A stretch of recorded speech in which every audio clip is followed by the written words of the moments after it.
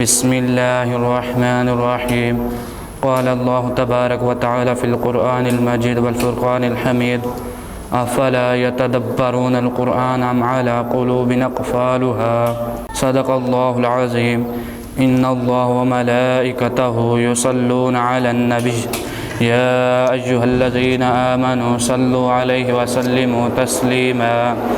الصلاة والسلام عليك يا سيدي يا رسول الله وعلى آلك وأصحابك يا سيدي يا حبيب الله. الصلاة والسلام عليك يا سيدي يا نبي الله وعلى آلك وأصحابك يا سيدي يا نور الله. مولاي صل وسلم دائما أبدا على حبيبك خير الخلق كلهم محمد سيد الكونين والثقلين والفريقين من عرب ومن عجم.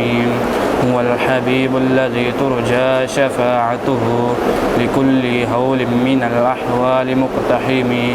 مولاي صل وسلم دائما أبدا على حبيبك خير الخلق كلهم. اللہ تبارک و تعالیٰ کے حمد و ثنا اور حضور نبی کریم رؤوف الرحیم احمد مجتبیٰ جناب محمد مصطفیٰ صلی اللہ علیہ وآلہ وسلم کی بارگاہ میں ہدیہ درود و سلام عرض کرنے کے بعد نہایت ہی واجب الاحترام معزز سامعین حضرات، آپ کے سامنے قرآن مجید فرقان حمید کا ایک مختصر سا حصہ تلاوت کیا ہے، جس میں ارشاد خداوندی ہے: افلا یتدبرون القرآن ام علی قلوب اقفالها.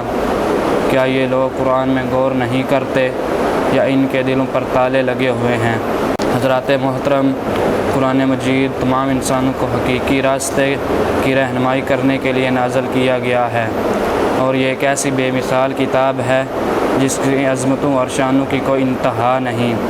دنیا و آخرت کی تمام تر بھلائیوں کو اللہ تعالیٰ نے اس میں جمع کر رکھا ہے۔ قرآن کریم کی تلاوت کی نبی کریم صلی اللہ علیہ وسلم نے بے پناہ فضیلتیں بیان فرمائی ہیں اور پورے اہتمام کے ساتھ اس کو پڑھنے کا حکم دیا، اور قرآن کی تلاوت کرنے والے کے لیے بڑی بڑی بشارتیں سنائی اور اجر و ثواب کے وعدے بتلائے، اور یہ بھی فرمایا کہ قرآن کریم کی تلاوت کرنے والوں کے حق میں قیامت کے دن قرآن سفارش اور شفاعت کا ذریعہ بنے گا۔ نبی کریم صلی اللہ علیہ وسلم کا ارشاد ہے کہ قرآن پڑھو، بلا شبہ وہ قیامت کے دن سفارشی بن کر آئے گا اور پڑھنے والے کی سفارش کرے گا۔ حضرت سیدنا عبداللہ بن مسعود رضی اللہ تعالیٰ عنہ سے روایت ہے کہ نبی کریم صلی اللہ علیہ وآلہ وسلم نے فرمایا: قرآن ایسا شفیع ہے جس کی شفاعت قبول کی گئی، جو شخص اس کو اپنے آگے رکھے گا اس کو یہ جنت کی طرف کھینچتا ہے، اور جو اس کے پس پشت ڈال دیتا ہے اس کو جہنم میں گرا دیتا ہے۔ اسی طرح حضرت سیدنا عبداللہ بن عمر رضی اللہ تعالیٰ عنہ سے روایت ہے کہ نبی کریم صلی اللہ علیہ وآلہ وسلم نے فرمایا کہ روزہ اور قرآن دونوں بندے کے لیے شفاعت کرتے ہیں۔ روزہ عرض کرتا ہے: یا اللہ، میں نے اس کو دن میں کھانے پینے اور خواہشات سے روک کے رکھا، میری شفاعت قبول کیجیے۔ اور قرآن کہتا ہے کہ یا اللہ، میں نے رات کو اس کو سونے سے روکا، میری شفاعت قبول کیجیے، بس دونوں کی شفاعت قبول کی جائے گی۔ قرآن مجید ہر اعتبار سے انسانوں کے فائدہ اور نفع کا بذریعہ ہے۔ حضرت سیدنا انس بن مالک رضی اللہ تعالیٰ عنہ سے روایت ہے کہ نبی کریم صلی اللہ علیہ وآلہ وسلم نے فرمایا: جس گھر میں قرآن کریم کی تلاوت کی جاتی ہے اس میں فرشتے آتے ہیں اور شیاطین دور بھاگ جاتے ہیں، صاحب خانہ افراد کے لیے کشیدہ ہو جاتا ہے،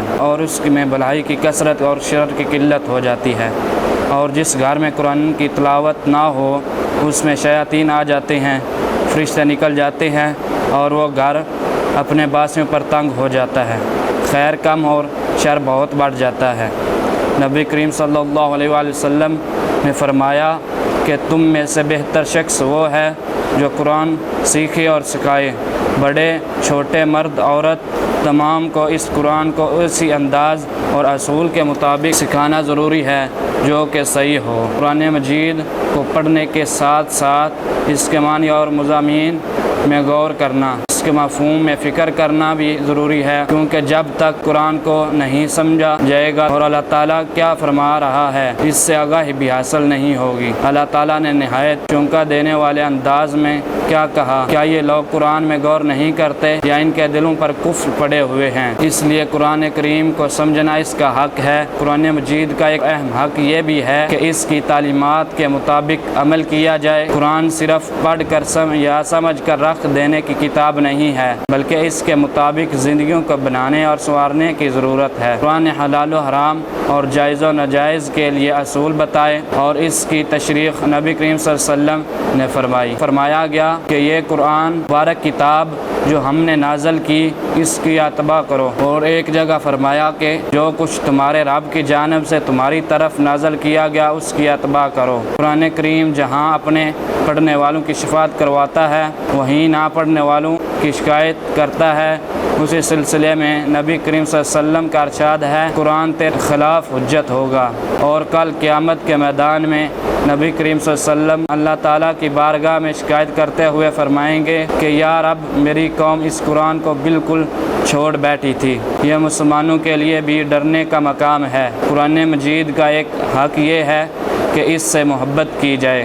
صحابہ اور اسلاف امت کے بے شمار واقعات ہیں کہ جس سے قرآن سے محبت اور تعلق کا اندازہ ہوتا ہے، اس لیے قرآن سے محبت کرنا اس کا اہم حق ہے۔ قرآن مجید کا ایک حق یہ بھی ہے کہ اس کے پیغام کو سارے انسانوں تک پہنچایا جائے۔ قرآن تو سارے انسانوں کو راہ مستقیم دکھانے کے لیے اور بھٹکے ہوئے کو منزل مقصود تک پہنچانے کے لیے نازل کیا گیا، اس لیے خود عمل کرتے ہوئے اس کی تعلیمات ساری دنیا کے سامنے پیش کرنا اور ہدایت کے اس نقطہ سے بہرور ہونے کی ترغیب دینا بھی اس کے حقوق میں داخل ہے۔ اللہ تبارک و تعالیٰ ہم سب کو قرآن پاک کے حقوق ادا کرنے اور دوسروں کو بھی اس کی ترغیب دینے کی توفیق عطا فرمائے۔ آمین۔ وآخر دعوانا ان الحمد للہ رب العالمین۔